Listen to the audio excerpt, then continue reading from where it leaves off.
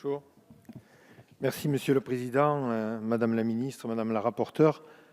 Chers collègues, nous avons été nombreux de tous bords politiques à avoir été sollicités par des chercheurs, des associations, des familles ou des professionnels de santé sur ce sujet des cancers pédiatriques.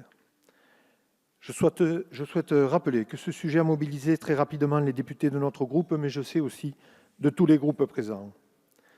C'est un combat qui nous touche tous, car il lutte contre une injustice, la maladie d'un enfant et parfois son décès. Certains guérissent, d'autres non, et l'on explique mal toutes ces causes de ces cancers. Le constat est terrible. Nous percevons tout ce que représentent ces pathologies qui peuvent frapper nos enfants et nos petits-enfants. Ce sont 500 décès par an en France pour 2500 nouveaux cas. Bien évidemment, nous ne pouvons nous satisfaire de cette situation et celle-ci nous oblige à transcender les clivages pour avancer collectivement. Ce texte ambitieux, nous entendons le co-construire en proposant des évolutions. Il ne sera en rien un aboutissement, nous en sommes conscients, mais il en sera une étape législative importante et attendue. Il pose des outils essentiels, comme la concertation entre tous les différents acteurs, pour une stratégie fixée à 10 ans. Ce cap donnera une visibilité aux chercheurs, en particulier, qui pourront mieux s'investir, car ils seront aussi mieux soutenus financièrement. Je rappelle d'ailleurs qu'un amendement a été voté à l'unanimité en loi de finances sur le financement de la recherche, en particulier en cancérologie pédiatrique. C'est la preuve qu'un tel sujet peut rassembler toutes les forces politiques. Ce sont 5 millions d'euros par an pour mobiliser et coordonner les meilleures équipes de chercheurs intervenant dans différents domaines scientifiques autour des cancers pédiatriques, mais aussi ceux intervenant dans la recherche fondamentale qui a donné de grandes avancées, par exemple dans l'immunothérapie, les CAR-T-cell appliqués à la cancérologie pédiatrique. Outre la recherche qui est un maillon essentiel, la proposition de loi aborde d'autres sujets comme l'accompagnement de l'enfant et de sa famille. Nous proposerons d'ailleurs un amendement important sur l'extension du droit à l'oubli qui ouvrira la voie à une promesse du président de la République. Mais ce droit à l'oubli est parfois si mal appliqué, comme nous l'ont dit les associations, que nous avons demandé en commission une évaluation de cette application, car nous voulons que le droit à l'oubli soit un droit réel.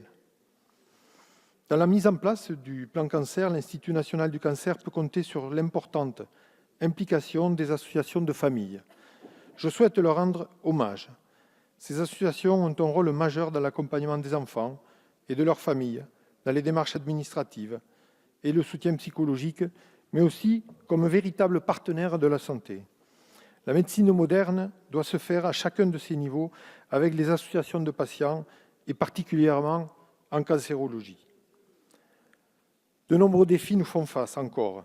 Si 80% des enfants atteints d'un cancer guérissent, il nous faut porter les efforts sur les 20% dits incurables. C'est un enjeu majeur. Il nous faudra aussi veiller à l'équité d'accès au traitement, à l'accès aux thérapeutiques innovantes. De plus, il nous faut évaluer nos dispositifs pour les améliorer.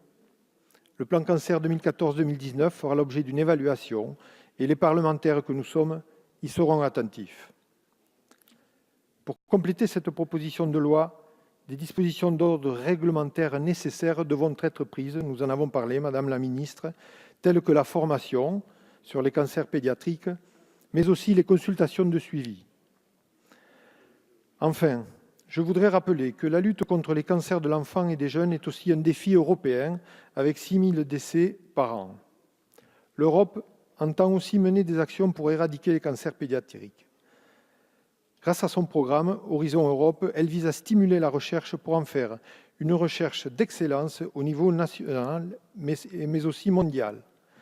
Cet échelon européen se révèle pertinent, ne serait-ce que pour avoir des cohortes suffisantes, comme par exemple dans le domaine des essais cliniques. L'Europe constitue ainsi une alliée indispensable dans la lutte contre les cancers pédiatriques.